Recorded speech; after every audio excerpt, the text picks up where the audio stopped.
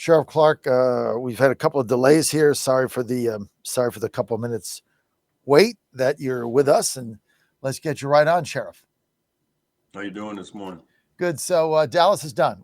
Can we just stick a fork in them, the Cowboys, and figure that they're done until this guy retires or decides to not run this team or something? Yeah, that's it. They can play spoiler now. So I don't know. They showed a semblance of a defense last night. That's the first time this year.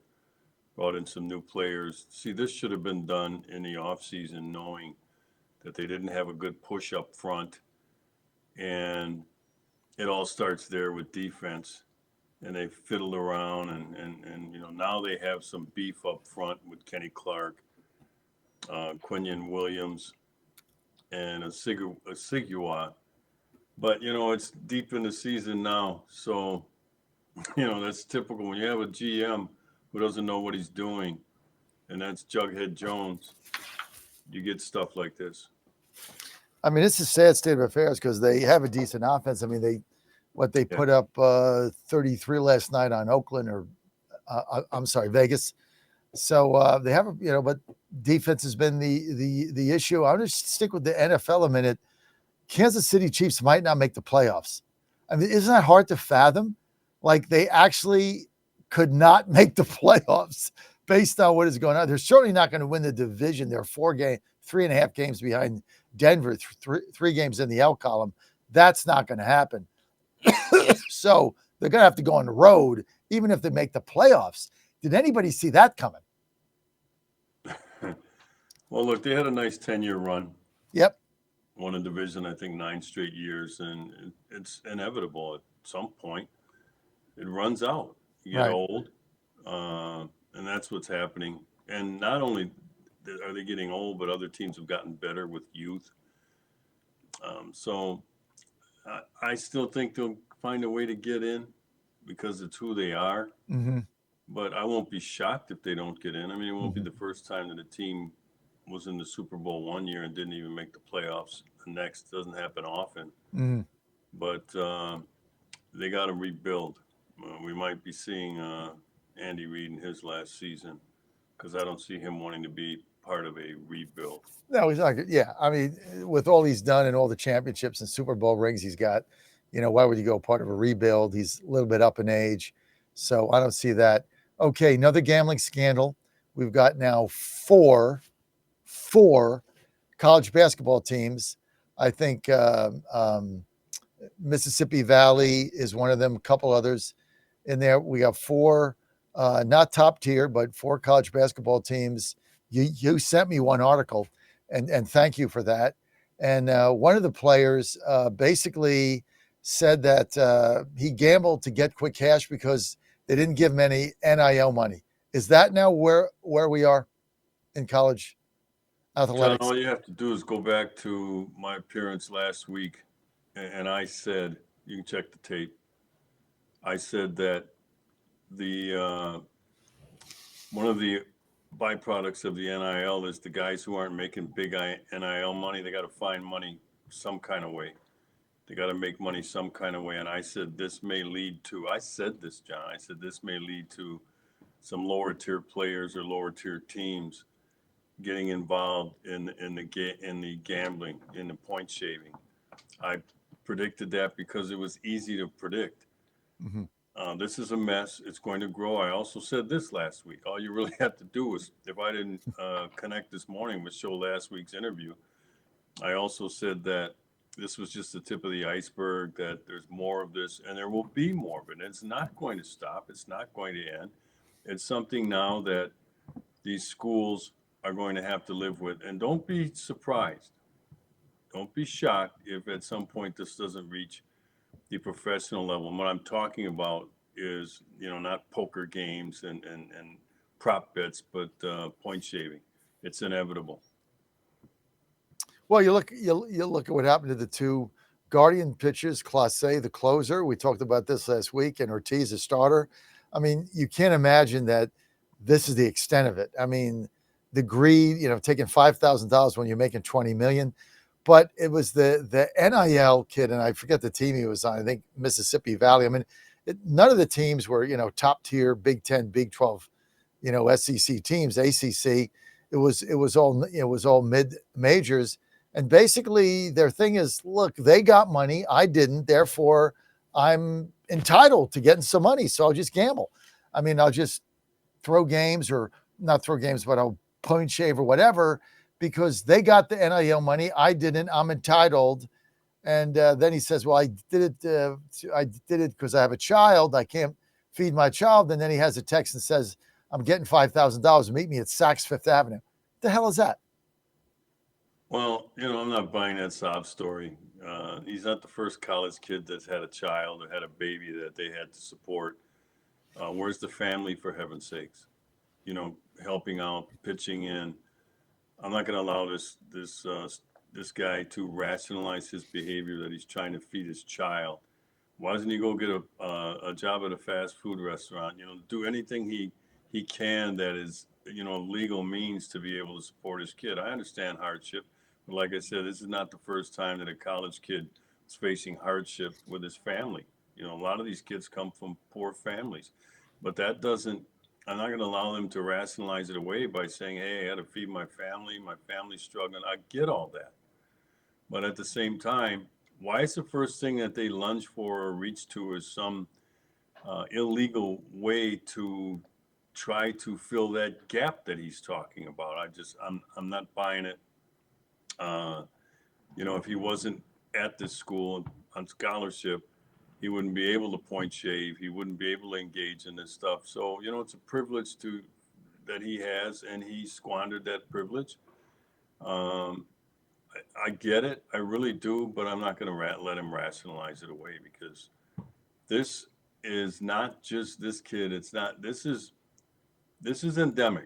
It really is. But now that gambling has been fully introduced into not just professional sports but college sports, and we're never going to reverse that. They're not going to outlaw gambling. I'm not asking us as a society to go back to the days when there was no gambling. That's not how society works. We move forward. Life moves forward. We don't move backwards. So this is what schools now are dealing with. They wanted it. They're in on it. They're getting their beaks wet with the advertising and the money that's being brought into the sport. So, I say deal with it. It's a mess, no question about it. And you were right. You saw this coming. You said it was inevitable. And you also predicted it would be the lower tier teams and players on scholarships with no NIL money. I mean, that's basically. I mean, if you heard there's this young fella's statement, it was entitlement. Like, they got money, I didn't. Therefore, I'm entitled to gamble to make money. I mean, basically it. That's the problem with this NIL. This thing is a tiger by the tail. It's out of control.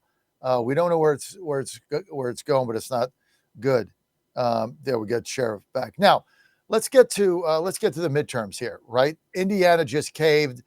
Republicans there saying no, we're too nice here. We're not going to redistrict. Now President Trump gets pissed after the Indiana Senate basically gives him a double finger, double New Jersey salute, pumps it, like basically, screw you, you're lame duck. We don't care what you say. You have no power. Trump turns around today and says, okay, you bunch of losers, I'm going to primary every last one of you. And then the governor of Indiana, you're not that far from there in the Midwest, Governor of Indiana, Mike Braun, says, I had a long talk with the president. He's right. We're going to try to do this redistricting. This was after he didn't really weigh in on it. Explain this phenomenon. Where are we going with this? Well, I don't know if I can explain that, but it's an ingenious way to try to get more House seats. This is called politics. But what bothers me, John, is this is a distraction. Okay, everything right now has to be about the economy. The message from the White House, the message from the president and his media people, it's the economy, stupid. They have to focus on the economy. And the polling is showing that the American people don't feel that this White House is as focused on the economy in terms of bringing down prices as it could be. Now, look, there's only so much that the president can do in terms of, he can't just order prices be brought down, but he can message and talk about his successes. They've had a lot of success, but he's been focused on foreign policy. They didn't put food on people's plates, John. So, they're still doing a great job, but it's the focus has got to be laser beam focused right now, going into the midterms on the economy. They got to start talking again about energy independence, and we're working toward energy independence. We're bringing down gas prices and home heating prices. We're going into winter right now, and people, their electric bills. They don't want to hear about FIFA. They don't want to hear about redistricting. They don't want to hear about the Crown Prince of Saudi Arabia. They don't want to hear about that, John. I'm not saying it's not important, but when you lose touch with the American people, they will bounce you out of here. Well, that happened 2 weeks ago in the elections. The generic ballot is showing it, where Republicans had a generic ballot lead for Congress all through 2025. They had it all through up until 2 weeks ago. Now they're down by 8. It was about a 10-point swing in a month. People are getting pissed. And, this is another day where it's foreign policy. Yesterday was FIFA. Today it's, KSA and the Crown Prince and state dinners. And, he's trying to make an F-35 deal. He's trying to do Abraham Accords. I mean, it's all important. I get all that. But I do that over the phone. If I was him. I mean, I think you're right. People want to see, what are you doing to bring prices down? What are you doing with affordability? What are you doing with law and order? What are you doing domestically? What are you doing here? And we're losing that message. He's got 12 months to get it back, but this has not been a good run, and we're getting more of the same today. Well, if you look at the history of this stuff, and I just finished a book about the presidency. It was a very good read, comparing the presidents. And this has happened before, where the economy has tanked and all these things that are going on. None of this is new. But one of the things, going back, looking at history, when the American people feel that the White House, the president, the administration doesn't understand them anymore and has lost contact with them, they'll send you packing. So this is nothing new, but like I said, it's got to be a laser type focus on the economy and all this other stuff. And there's a lot of infighting going on too.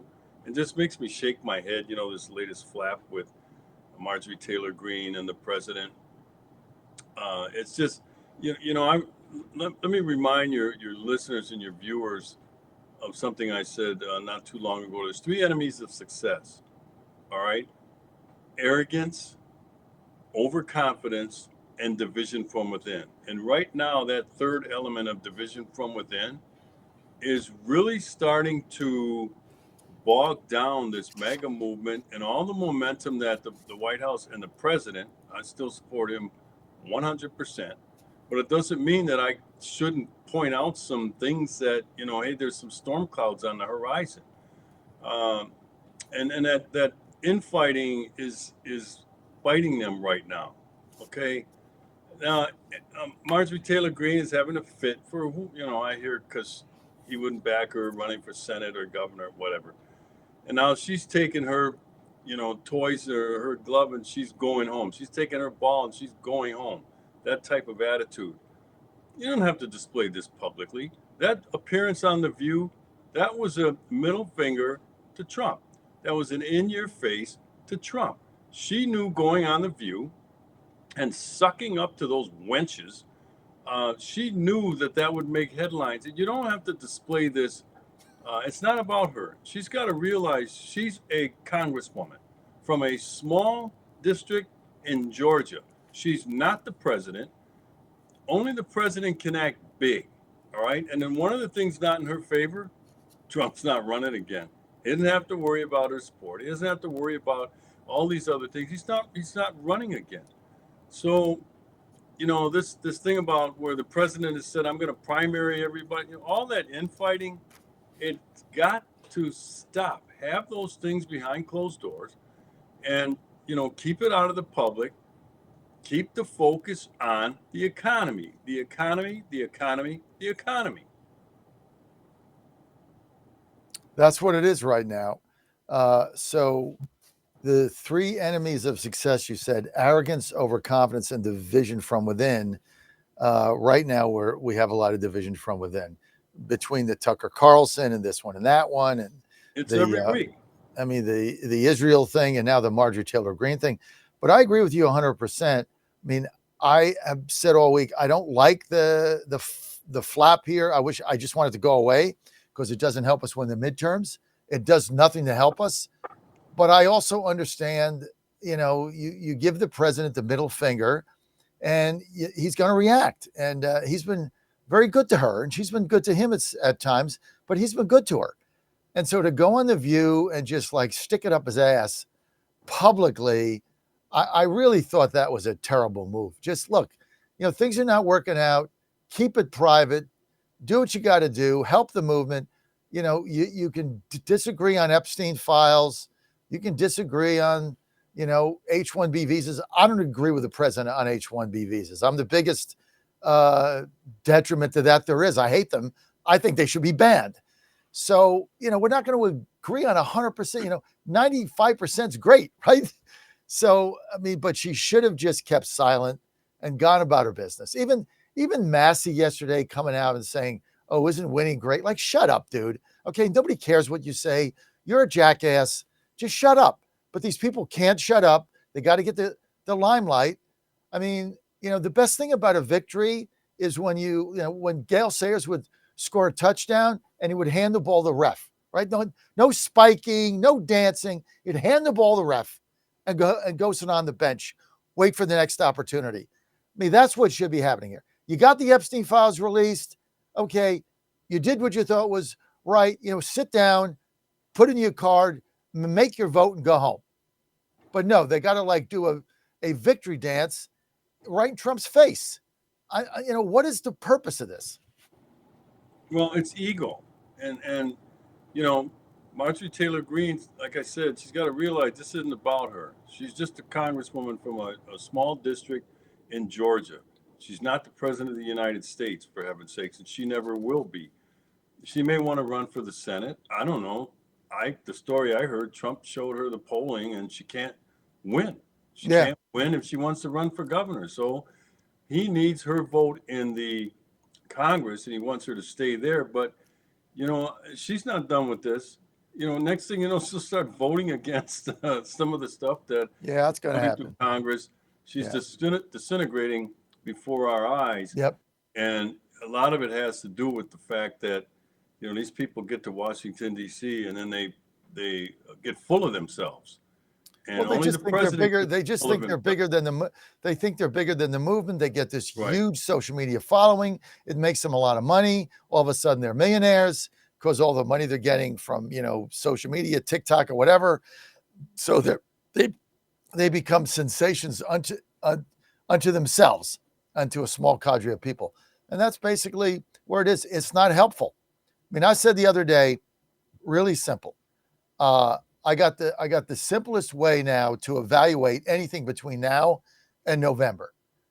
Does it help us win the midterms or not? If it does, I'm for it. If it doesn't, I'm not for it. Simple. I'm done with ideology. I'm done with everything. Is Marjorie Taylor Greene's antics helping us win the midterms? No. Therefore, I'm opposed to it. Simple as that. It makes life simple. Right. She's lost sight of the goal. Her goal right now is to further her political career. That's not the goal. It's one team, one goal. It's everybody on board. It's all moving in the same direction at the same time. It's team first. And these people, like I said, they get to Washington, they get some headlines, and then they lose sight of that. They think, oh, I'm a big deal now. I'm a big cheese. Well, okay, you might be in your congressional district, but you're not in terms of this entire MAGA movement. She didn't create this MAGA movement. She has helped. I'm not going to take anything away from her. I'm not going to slam her, but she has lost focus of the goal. All right. This movement was created by Trump. MAGA is Trump, and Trump is MAGA. And he needs all the help he can because he's got to have the Congress helping behind him and pushing in the direction he wants to go in. And right now, the Republican Party, the GOP in Congress, they're a mess. They're I don't know if this is recoverable. I'm not saying it's not at this point. It's happened, and like I said, this book that I read about past presidencies who have gotten back in touch and raised their approval ratings when they were in the tank and all that. So it's doable, but it's only doable if these folks can remember what the goal is. The goal is to defeat the Democrats. The goal is not to become the next senator from Georgia. The goal is not to become the next president. The goal is to defeat the Democrats come next November, because now the clock is really ticking, because we're inside a year. And I'll tell you right now, if the Dems take just the House, and it's going to be close, Trump agenda, the MAGA agenda is over. We're done. He'll get impeached on day 3. They'll start investigating every Trump supporter there is, every media company there is, including ours. We're all going to get investigated for nothing. It doesn't matter. They'll cost us money. They don't care. I mean, if you look at what they did in Virginia, if you want any indication of what we're going to be fighting, you look at 3 things. California, they won that 2-1, and then Newsom said, if I knew it was going to be this big, I wouldn't have done 58-4. I'd have done 62-0. Think about what he said. Mandami wins. What does he say to President Trump? Not, hey, let's find a way to make New York better. He says, game on, turn up the volume, screw the Cuomos. That's basically what he said. Then you go to Virginia, they win, and they're like, hey, right now it's 6-5. We're going to trample on the Constitution. We're going to pee on the 70-30 vote in 2020, and we're going to make it 10-1. Stop us if you can. Guess what? You guys suck. You can't. So we're going 10-1. That is who you're fighting now. And so we want to go to Indiana and talk about Indiana nice, and it's not the right thing to do. And, they're above the fray, and they're going to get their heads blown off. This thing is, we're in a protracted battle here, Sheriff, and I don't think the people on our side understand how tough the Democrats are determined to be, and they're fighting with bazookas to our pop guns. And, they have no message. We were laughing at them just 6 months ago that they had no message. They had no vision for the country. And they're still in the game, for heaven's sakes. It's unbelievable. Because they have the numbers, and because they have ground games in these areas, over 3,000 counties, they have movements in every one of these counties across the United States. They know how to get their people to the polls. That's the big thing. They have a better ground game, a better turnout game at election time than the Republicans do. And the Republicans, they have to admit that they got to get 90 to 95% of their registered voters out. 80's not going to do it. 70's not going to do it. 60 is not going to do it. The Dems only need 70 because they have more numbers, right, to get there. So, we got some time, but I'll tell you what, somebody's got to get this thing back on the tracks. That's what I'm waiting for. To wake up and hear some prominent conservative or Republican tell all these people, other than the president, you don't tell the president what to do. Knock it off. Absolutely. You're on the John Fredericks Media Network, trucking the truth across America. We're with America's Sheriff David Clarke. He is a former sheriff from Milwaukee County, former Democrat, now turned MAGA Republican, and a Dallas Cowboys, Chicago Cubs, and Duke Blue Devils fan, all 3 wrapped up in Sheriff Clarke, and who, when we can take some of your calls if you want, he'd love to talk to you, loves to talk to our listeners and callers, 888-480. Let me correct you on one thing. Not MAGA Republican, MAGA conservative. MAGA conservative, sorry. He's a MAGA conservative, just like me. I'm not a Republican either, but we say we are. 888-480-John. 888-480-5646. Give us a call. Sheriff Clarke loves to talk to you. It can be about sports, politics, whatever you want. 888-480-5646. Sheriff, let's get to law and order. President Trump has cleaned up Washington, D.C. in a stunning manner in 7 months. I told this story to somebody the other day. We got here in December from Pittsburgh. Ann comes in December, and she gets up on a Saturday. She looks out the window. McPherson Park. There's 70 tents. 70. Count them. Couldn't walk down the street. Couldn't go to a restaurant. Couldn't take the metro. And she says to me, I love you, honey, but I can't live here. I'm sorry. You can come back on the weekends. Maybe I'll come once a month. Maybe. You just have to come back to Pittsburgh on the weekends. I can't do this. That's in December. Now she's still here. 9 months later, or 10, however many it is, 11 months later, know what she says to me the other day? You know, if Republican wins in 28, I could retire here. So she went from, I can't live here, to I can retire here. That is the incredible difference President Trump has made in Washington, D.C. Can we take this message nationally? Does it matter? Does law and order matter? Oh, it's huge. It's one of the top three issues that people. Because it's a quality of life issue, but it's one of the top three issues that Americans talk about at election time. Those cities that have, like Chicago and like Portland, urban decay, the quality of life is deteriorating in those cities. And so what the president is doing, and it's part of his immigration message, and it's part of his immigration approach. When you have this visible presence, I've always been big on a visible presence of law enforcement in an area, because the bad guys see that, and they're not going to take their chances. They're not going to fool around with it. That's why you saw the crime rate drop precipitously in Chicago when ICE was in there working their raids and working their programs. And the bad guys, every time they turned around, they saw ICE, they saw the National Guard, then they saw local law enforcement. That layered approach suppresses crime. So when you ask, can this be taken nationally? Well, it can only be taken nationally, and these cities don't have to wait for the National Guard and for ICE to come in. They can do this themselves. I did it. We did it in Milwaukee County in the 90s, where violent crime and property crime fell by historic record levels, because there was a full court press by all of law enforcement, a layered approach, state, federal, and local.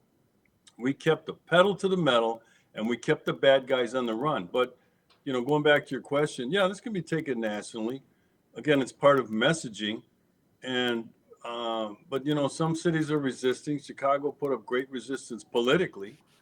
The people had no problem with it.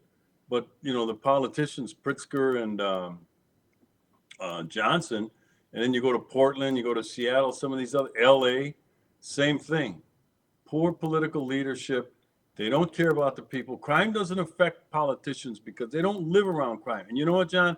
Every time you hear some story of where some politician is victimized, it becomes big news, right? It becomes breaking news. So-and-so, Nancy Pelosi's house broken into. People get their houses broken into every day, and nobody gives a damn.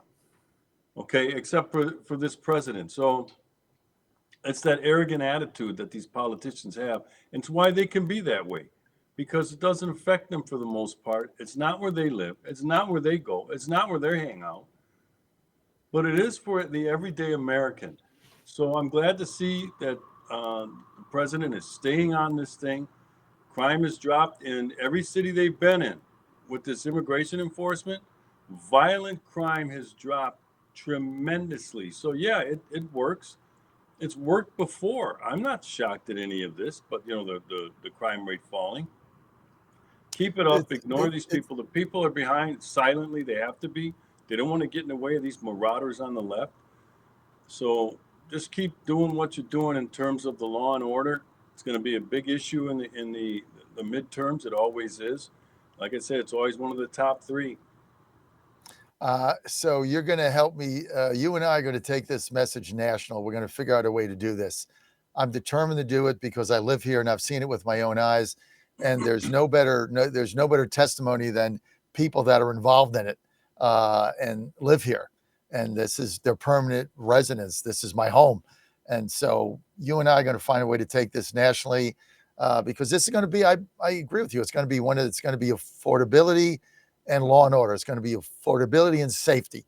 Affordability and safety are going to be the two big issues in this campaign. And the second one, you and I are going to take this thing nationally. I'm going to figure it out. So you're going to have to go on the road with me. That'll be fun. Let's define it this way. It's going to be, when we talk about the economy, it's going to be about inflation, which encompasses a number of things, right? Rising food costs, Right, rising fuel prices, right, um, affordable housing. right, It's all under inflation. right. So it's going to be about inflation, and safety. That's right. And you and I got the safety one nailed. Okay, let's get to the phone lines for America's Sheriff, Sheriff David Clarke. Rob in New York. Rob, you're on with the sheriff. Good morning, John. Good morning, Sheriff Clarke. Sheriff Clarke. You're a great American, Thank and what a lineup this morning. You have a great way to bring a national message with Sheriff Clarke and Laura Loomer, who I don't always agree with everything she said. She was fantastic earlier I agree. because that's the two prong issue we have here. We have exactly what you and Sheriff Clarke were just talking about, which is you got to get that safety and affordability. And we also have to stop this fracturing of the GOP because we're going to get wiped out in the midterms if we don't stop this nonsense. And lastly, I'll add one other thing. If you notice, which Sheriff Clarke brilliantly pointed out, is the affordability and safety. Notice how it's not the social issues. I understand conservatives, myself included, we like these social issues, but the country's just not there right now. Nobody cares about that when you can't afford things or when your neighborhood's not safe. There'll be a time and place for that, for not surrendering to the LGBTQ, whatever, mafia or the trans mafia. I get it. But right now, we have bigger fish to fry. That's just my humble opinion. Well, your humble opinion matters. You're precisely what I'm talking about and who I'm talking about. The people at ground level that are dealing with this stuff on an everyday basis, they know what's important. And this White House, I'm not saying they're not, they have to stay connected to the people at ground level because those are the ones you're going to be asking to come out and vote next November. And if they don't feel that you understand them or that you're getting it, I'm telling you right now, that doesn't mean that a conservative is going to go out and vote Democrat, but John, they'll stay home. You'll see low turnout numbers. It's a midterm. You're going to get low turnout numbers anyway from the GOP. The Democrats that come out every election, they see elections as a 24/7, 365. The GOP sees elections as like 6 months toward election day. Got to get rid of that attitude. It's every single day is election day. And that's the way I used to approach it when I was a sheriff. People would ask me, the media would ask me come election time, get 90 days out, whatever, 6 months. What's your plan? I said, it's been going on for the last 3.5 years. Every day is a chance to win votes. And once you lose the American people, though, I've seen it, John, I've seen it. Once you lose the American people, it is very hard to get that back. We got to get him back, and we got to get him back now. That's my whole thing. I have a sense of urgency this week after the elections, after the polling numbers have come out, and you can say they're fake polls, but when you got 6 polls saying you've lost between 6 and 10 points on the generic midterm ballot, and they just stole what? They just stole 5, 6, 10 seats. They're about to steal 4 in Virginia. They're going to steal 10 seats without doing anything, and maybe we get 4 back in Texas, and we're still down 6, and a shot hasn't been fired. If you don't think that I have a sense of urgency to get this message out, we can sit around and we can argue about Epstein files. We can argue about Marjorie Taylor Greene and all this nonsense. I don't have time for this. We've got to get this message straight, bring it to the people, get them back on board, get them fired up, and win these midterms, or there's no Trump presidency. It's over January 7th, 2027. Does that make sense? No, it doesn't make sense. This Epstein thing, that was an unforced error by the administration. Like I said, Totally. we can't be afraid to self-criticize. That was an unforced error in not releasing that on day one. It was a campaign promise that the the president made. I put more of this on Pam Bondi than I will the president, though. She had an opportunity, and Cass Patel, I'll put it on him as well. He came in with all of this bravado about there's a client list and it's going to be out soon. And Bondi said the same thing. Remember her holding up the binders, and then nothing. All right, the people Nothing. are tired. The people are tired of hearing about the Epstein thing, but the politicians in D.C. won't let it go away. So this is another distraction. I don't care whose name is there. I know one thing for sure: my name's not in there. I don't care whose name is in there. GOP, bigwig, corporate CEO. I don't care. If you were around this crumb bum, if you were around this dirtbag, you know what? You're going to have to deal with that if your name comes out in this. And that doesn't mean that you've done anything felonious or criminal, but you're known by the company you keep. Exactly. I mean, look, I am in favor of getting this thing voted on today and getting it off, and then going to the Senate. And I don't think Thune should be dorking around with it and He will. committee meetings. Get it out next day. Get it out the next day. As soon as it hits there, whatever the paperwork flow is between the chambers, the minute that thing hits, push it out, get it to the floor, call everybody back, vote on it, get it out, and be done with it. This thing should be. It's Tuesday. This thing should be finished by Thursday. I want to hear about it again. And the people are on that list, and they're powerful people that broke the law or did something or were predators. We'll let the chips fall where they may. But let's just get this behind us. Do you agree with that? The American people don't care about the Epstein thing anymore. That's what I'm saying. They don't care. It's just political. Just be done with it.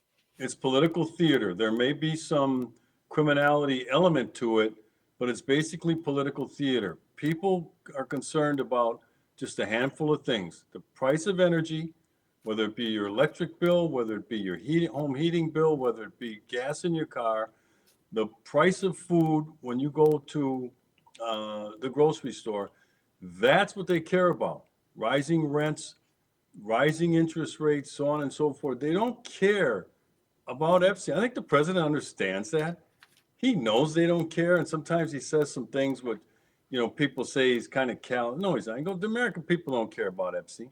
They just look, get it out there. This thing, I'm telling you, it might last 2 weeks once they release this. I'll tell you right now, come January 1st, nobody will be talking. Once they release this, nobody will be talking about this. It's gone. Nobody. I mean, that's the whole thing. It's gone.